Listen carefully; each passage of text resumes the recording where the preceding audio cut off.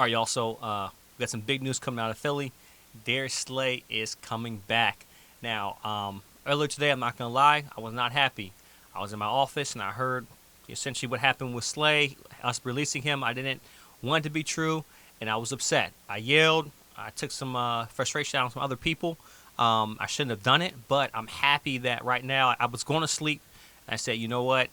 Let me take one more look at ESPN, and I just typed in Darius Slay's name, and I saw his name pretty much all over Twitter, ESPN. I said, he can't be coming back, and he's coming back.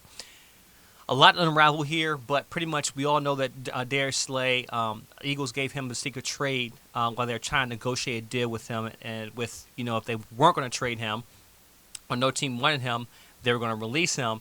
Now, it was a pre-cut release, and that's important because that depends on how much money they'll have in particular savings if they cut him before June 1st or after June 1st. So he was never really officially released, and that's the thing. It was a pre-cut for Darius Slay, so he still had rights. So if he made a deal with another team, he couldn't officially be on that team until after June 1st. The thing here is, Eagles are still talking with him, and we have a key pivotal player like Darius Slay in your secondary with Philadelphia. To make things work, it's kind of a big deal. So let's kind of break it down. So he signed a three-year, $50 million extension when he arrived in Philadelphia, but he was due more than $26 million in 2023, making him potentially a cap. It could be a cap casualty, right? Because they pay him so much. If they released him, Eagles would save $17.5 million this year, with team designating him a post June 1st cut. Right, so after June 1st, they would cut him, and Eagles would save quite a bit in cap space with Darius Slay. The thing is, the Eagles basically said, you know what, he's such a pivotal piece, and if you look at his contract, look at his contract post June 1st. So after June 1st, if they would have said he's officially cut, regardless if he made a deal or planned to sign with another team before it was official, look at the savings. Right now, in 2023, he's about 11.2% of the team's salary. He had a workout bonus, his prorated bonus. But if you look at his contract, it really doesn't benefit him for him to be cut.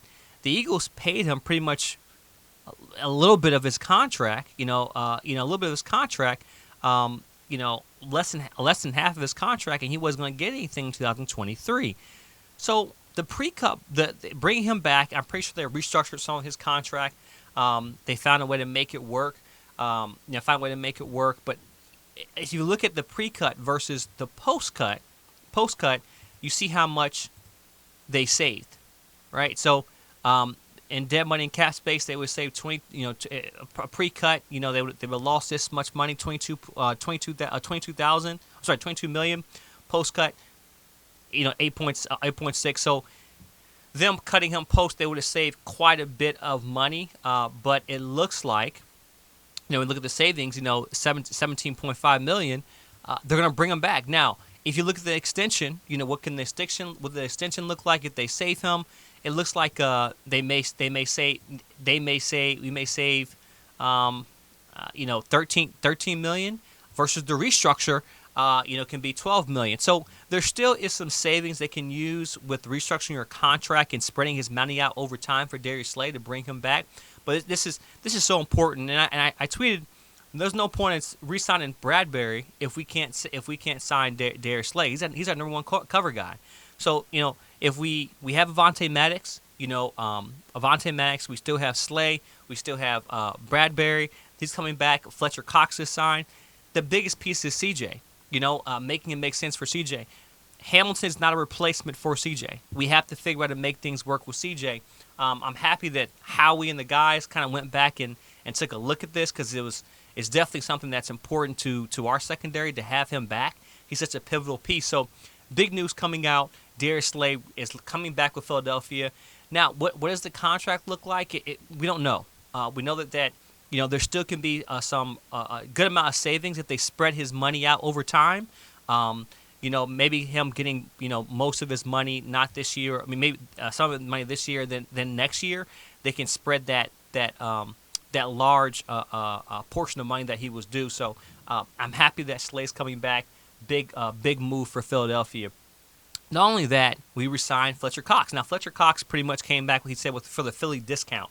So we're signing Fletcher Cox back to a 1-year deal worth $10 million. He took a pay cut, which makes sense, right? Schefter says Cox took a hometown discount to remain in Philly. Philadelphia, now teams are reaching out to him. The New York Jets reached out to him. They're willing to go higher, but Cox turned them down. And the reason why I think Cox turned it down is mainly for this particular reason. He's a rotational player now. With the depth that we have on our defensive line, him being able to come back and rotate and not having as much reps will allow him to play fresher, extend his career, but also you don't have to pay him as much.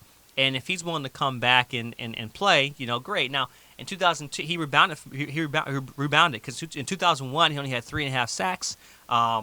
He had the same amount of tackle for losses, but in 2022 he was a pivotal part of our defense, and he was a stout.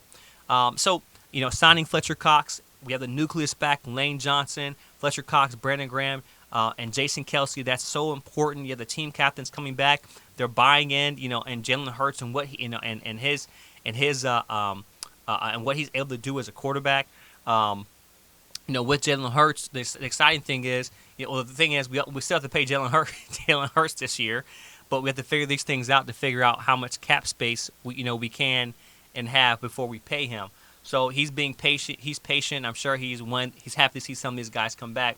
We also let go of Miles Sanders. Miles Sanders was looking for a larger deal. He got a $25 million 4-year deal with the Panthers. I have to look and see what's guaranteed, what isn't guaranteed. But he was looking for a bigger payday. We weren't going to pay him. And what does that mean? For our running back core, we also have we re-signed Bart Scott, for a 1-year deal for $2 million. He's a utility player. You can kind of do it all. So I think our backfield is pretty much set. I think the team is pretty sold on Kenneth Gainwell. You have Rashad Penny, who's coming over, who's a downhill runner, and you have your utility guy as Bart Scott. So we have the running backs pretty much set in place. Hey, Howie's making moves again. I like what I'm seeing. I was really upset earlier. We got to figure out a way to make CJ work. And it's more or less the biggest thing now is how to disperse the money out over time, right? How do you disperse the money out? CJ's a little bit younger. He's a little more fierier than the other guys we signed in the secondary. But having that nucleus of secondary come back, if we get Avonte Maddox, we have Avonte Maddox, Slay, Bradbury, and CJ, we're pretty much set on the back end. I think our front end is still strong with Jordan Davis, Fletcher Cox. We lost Hargrave, but Jordan Davis is going to get more reps. We have guys who can rotate. We can see if Sue and Linval Joseph, are willing to come back on a deal as well too. Take a Philly discount as well too, because they were retired before then. They were pretty much on their way out, and we called them up.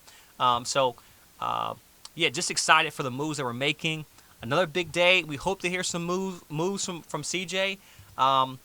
If you look at CJ and what he let me pull CJ Gardner Johnson. Let's pull him up and see what he's getting paid and what he's looking to get paid. But that will be the big question. What can we pay CJ? What do we have the money for as we figure things out with other guys? And we still have to pay Jalen Hurts. Jalen Hurts is still, we have a contract for him. And let me pull up CJ's contract here. If you look at CJ's contract, he's 25 years old. I think he's a solid safety. We signed him for a 1-year deal, $2.5 million. He's only taking 1.1% of our cap space.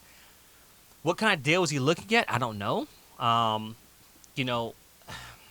would probably say anywhere from 2 to 3 years, looking at anywhere from 16 to 20 million over 3 years of what we can, what he's looking for and what we can pay him. I think he's a great guy that fits well in our secondary.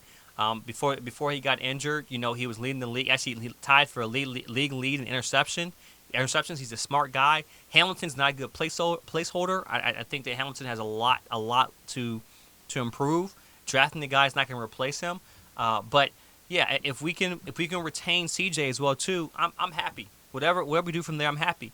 There's some guys looking for big paydays and working it out, and some guys taking some discounts. But how we keep working, and let's see let's see if we can pull off CJ. If we get CJ, look, I'm happy. I was upset earlier, but I'm happy right now.